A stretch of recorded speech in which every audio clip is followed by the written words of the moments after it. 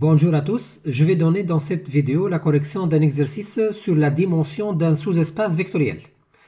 Donc l'énoncé de l'exercice, soit U, le vecteur 1, moins 1, 1, V, le vecteur 0, moins 1, 2, et W, le vecteur 1, moins 2, 3, sont donc trois vecteurs de R au cube. Donc je rappelle que le vecteur de R au cube, c'est un triplet. On commence par la première question. Vérifier que la famille formée par U, V, W est liée. Voilà. Donc c'est ça la première question. On veut vérifier que cette famille elle est liée. Donc je rappelle que la famille est dite liée si elle n'est pas libre. Autrement dit, il y a une relation entre les vecteurs.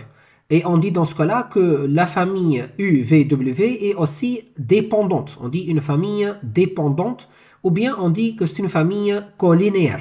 Les vecteurs sont collinéaires, c'est-à-dire qu'il existe une relation entre les vecteurs. Donc ici, on peut remarquer facilement, donc si je prends le vecteur U, donc ici on a le U, c'est le vecteur 1, moins 1, 1, donc ça c'est le premier vecteur de R au cube. Le deuxième vecteur, c'est le vecteur V qui est égal à 0, moins 1, 2. Donc si je fais la somme, de ces deux vecteurs, qu'est-ce qu'on va trouver? On va trouver 1 dans la première composante, moins 2 dans la deuxième composante et 3 dans la troisième composante. C'est-à-dire, on a obtenu le W. Et donc, qu'est-ce qu'on dit ici? On dit que U plus V égale W. Donc, on a trouvé une relation entre les vecteurs. Autrement dit, la famille U, V, W est liée. Voilà. Dans ce cas-là, on dit que la famille elle est liée parce qu'on a trouvé une relation. Je rappelle que si la famille était libre, donc si la famille était libre, en principe, on doit avoir alpha 1 fois U plus alpha 2 fois V plus alpha 3 fois W égale 0, bien sûr ici 0 de R au cube. Donc si la famille était libre, qu'est-ce qu'on doit avoir? On doit avoir alpha 1 égale à 0, alpha 2 égale à 0, alpha 3 égale à 0. Mais vous pouvez remarquer que dans cet exemple-là, qu'est-ce qu'on a trouvé dans cet exemple? On a trouvé que alpha 1 égale à 1, alpha 2 égale à 1 et alpha 3 égale moins 1. Voilà. Parce que déjà, on a trouvé que U plus V moins W égale 0 de R au cube. Voilà. Et donc, ceci montre bien que la famille n'est pas libre. La famille n'est pas libre. Donc, si la famille était libre, en principe, on doit trouver tous les alphas sont nuls. Mais on a trouvé que alpha 1 égale à 1, alpha 2 égale à 1 et alpha 3 égale à moins 1. Donc, cette famille n'est pas libre, c'est-à-dire elle est liée. On passe à la question 2 maintenant. Soit F le sous-espace vectoriel de R au cube engendré par la famille UVW. Donc ici, qu'est-ce que ça veut dire il est engendré par la famille UVW. Donc ici, c'est-à-dire le F, c'est le vect en fait. Voilà. Donc dans ce cas-là, on dit que F, c'est le vect de la famille UVW. Donc dans ce cas-là, on dit que F, c'est le sous-espace vectoriel engendré par la famille UVW. Je rappelle que ça veut dire vect, c'est-à-dire c'est l'ensemble des éléments, ou bien c'est l'ensemble des vecteurs qui s'écrit sous la forme alpha U plus bêta V plus gamma W. Ou bien alpha 1 U plus alpha 2 V plus alpha 3 W. C'est-à-dire c'est l'ensemble de toutes les combinaisons linéaires. Donc la question ici, trouver une base de F et donner la dimension de F. Donc la dimension en fait c'est le cardinal d'une base. Donc tout d'abord ici on va utiliser la question précédente. Donc c'est quoi ici le F? C'est le vect en fait de la famille U, V. Mais si vous rappelez le W c'est le U plus V. Voilà. Donc ici on peut remplacer. Donc ici qu'est-ce que j'ai fait en fait? J'ai remplacé ce vecteur W par U plus W. Donc la famille devient U, V, U plus V. U, V, U plus V. Mais ici, donc, on peut supprimer ce vecteur-là. Pourquoi? Parce qu'il y a une relation, en fait, entre le U et le V. Donc, la famille qu'on va obtenir, c'est quoi ça? Ça, c'est l'ensemble de toutes les combinaisons linéaires, c'est-à-dire alpha 1 fois U plus bêta ou bien plus alpha 2 fois V, plus gamma ou bien alpha 3 fois U plus V. Mais donc, le U plus V, déjà, il apparaît. Donc, ici, donc, on peut faire sortir le U plus V ici, donc, en faisant une combinaison linéaire de U et de V en même temps. Et donc, le U plus V, on peut le supprimer. Et dans ce cas-là, on va avoir, ça c'est le vecteur en fait de U et de V. Voilà. Ou bien, on peut supprimer le V et on laisse UW. Parce que déjà, on a une relation entre U et W. Donc ici, je rappelle que U plus V égale W. Donc on peut par exemple supprimer le V et on laisse UW. Parce que le V c'est le U moins W. Ou bien on peut effacer le U et on laisse VW. Parce que le U c'est le W moins V. Donc toujours lorsqu'on trouve une famille liée, on laisse deux vecteurs et on supprime le vecteur qui a une relation entre les deux autres. Donc ici on a trois vecteurs, donc on peut supprimer le U plus V et on laisse les deux vecteurs qui sont clairement libres. Et donc on va avoir F égale vecteur de UV. Et ceci, qu'est-ce qu'il va donner? Il va donner par définition que la famille UV est une famille génératrice. Est une famille génératrice de F. Voilà. Donc lorsqu'on trouve F égale vecteur d'une famille, on dit que cette famille-là est une famille génératrice. C'est-à-dire pour construire le F, il suffit de prendre alpha U plus bêta V. Voilà. C'est ça que ça veut dire une famille génératrice. Or, on peut vérifier facilement que la famille formée par UV est libre. Donc la famille, elle est libre. Parce que si vous regardez donc le vecteur U et le vecteur V, ils sont indépendants. On ne peut pas trouver une relation entre le U et le V. Qu'est-ce que ça veut dire une relation? C'est-à-dire le 1 moins 1, 1. Est-ce qu'on peut écrire 1 moins 1 sous la forme alpha fois le 0 moins 1, 2? Donc c'est ça que ça veut dire une relation. Est-ce qu'on peut trouver cette relation? Non. Pourquoi? Parce que si on trouve cette relation-là, alors on doit avoir le 1, donc ici le 1, la première composante, égale alpha fois 0, c'est-à-dire 0. Donc, et ça, c'est absurde. Ça, c'est absurde ou bien impossible. Et donc, on ne peut pas trouver cette égalité-là, c'est-à-dire le vecteur 1 moins 1, 1 et le vecteur 0 moins 1, 2 sont libres, on dit, ou bien on dit qu'ils sont non collinéaires, ou bien on dit qu'ils sont indépendants. Autrement dit, la famille UV, elle est libre. Donc, pour résumer, la famille UV est une famille génératrice de F et elle est libre, donc c'est une base. Donc, la famille UV est une base de F.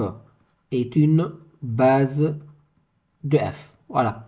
Maintenant, quelle est la dimension en fait? Donc, la dimension de F, donc je rappelle que la dimension d'un sous-espace vectoriel, c'est le cardinal d'une base.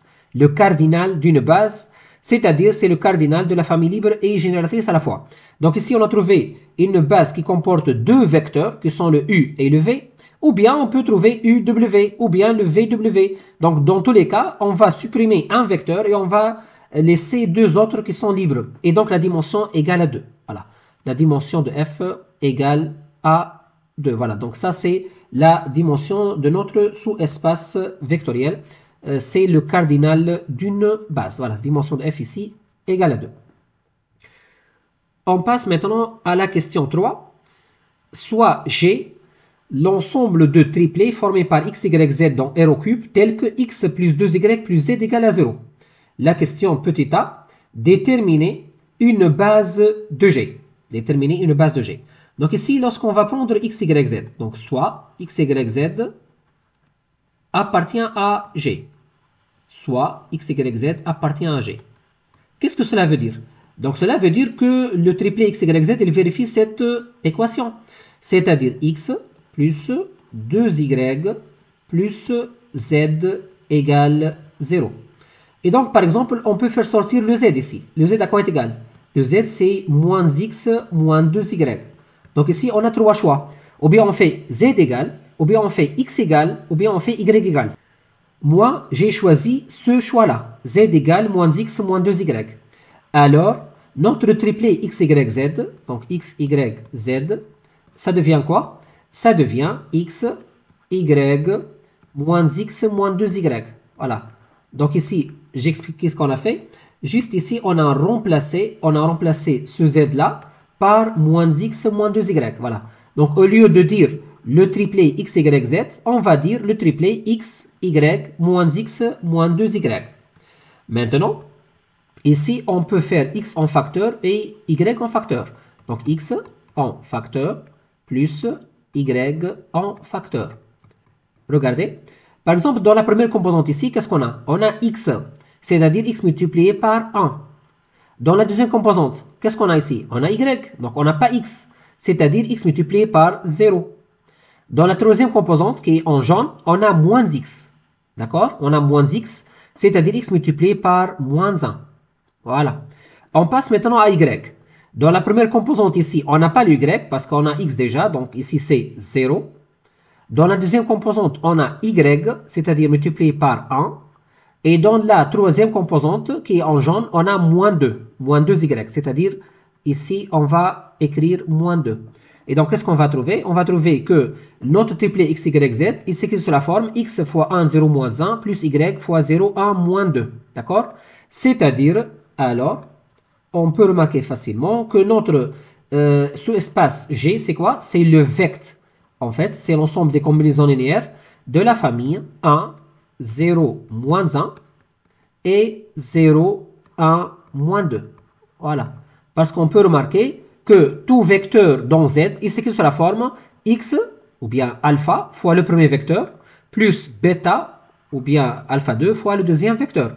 Donc 1, 0, moins 1 et 0, 1, moins 2, ça c'est une famille génératrice. On dit que ça c'est une famille génératrice de G.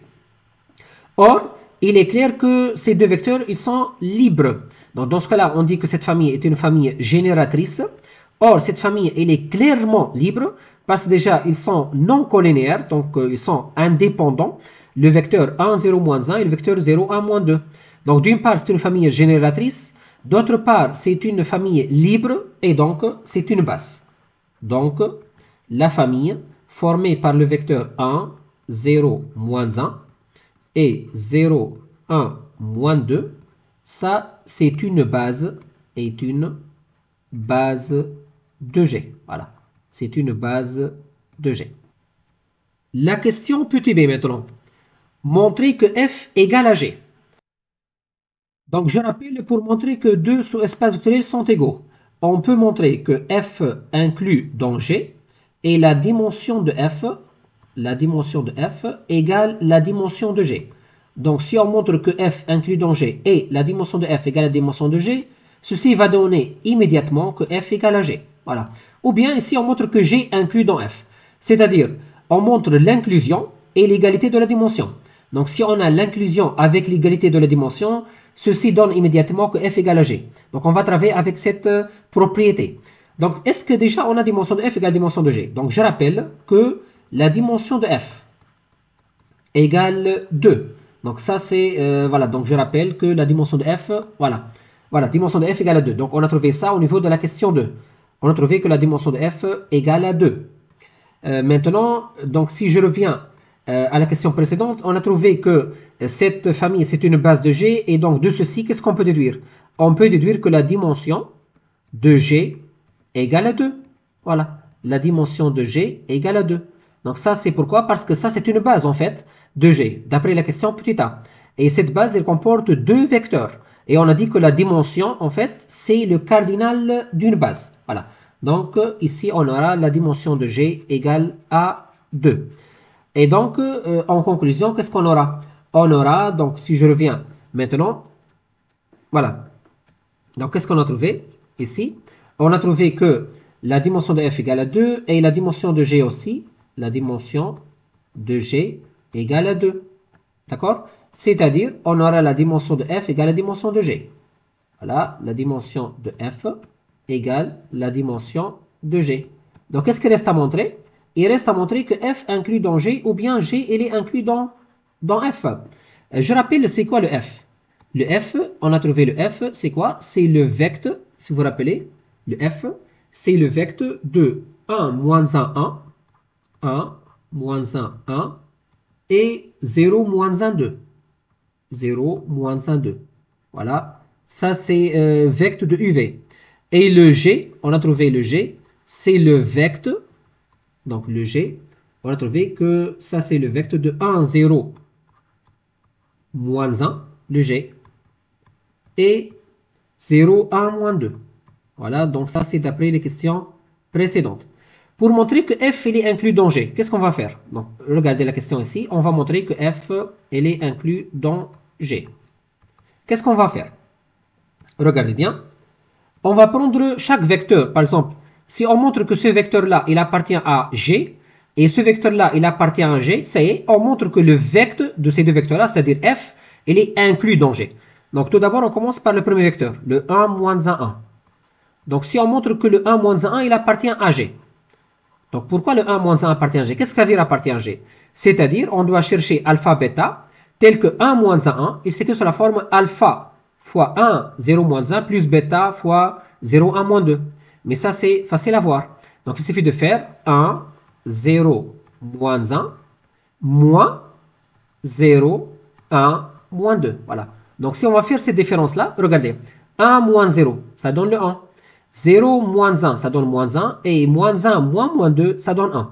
Et donc, on aura le vecteur 1 moins 1, 1, égale 1, 0 moins 1, moins 0, 1 moins 2.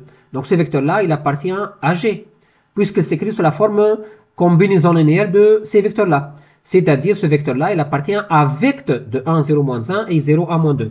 Maintenant, on va passer au deuxième vecteur. Donc, le deuxième vecteur, c'est le 0, moins 1, 2. Est-ce qu'on peut écrire ça sous forme de combinaison linéaire de ces deux vecteurs-là? Oui. Tout simplement, on va prendre 0 fois 1, 0, moins 1, moins 0, 1, moins 2. Voilà. Parce que le vecteur 0, moins 1, 2, c'est l'opposé du vecteur 0, 1, moins 2. C'est-à-dire comme si on a multiplié par moins 1. Et donc, le 0, moins 1, 2, il appartient clairement à G. Il appartient à G parce que c'est écrit sous la forme de alpha fois le premier vecteur avec alpha égale 0, plus bêta fois le deuxième vecteur avec bêta égale moins 1. Et donc, en conclusion, on aura vecteur de 1, moins 1, 1, et 0, moins 1, 2, il est inclus dans G. Voilà. Parce qu'on a montré que ce vecteur-là, il appartient à G, et ce vecteur-là appartient à G, donc le vecteur, ça sera inclus dans G. Parce que le vecteur est formé par les combinaisons linéaires de premier vecteur et le deuxième vecteur.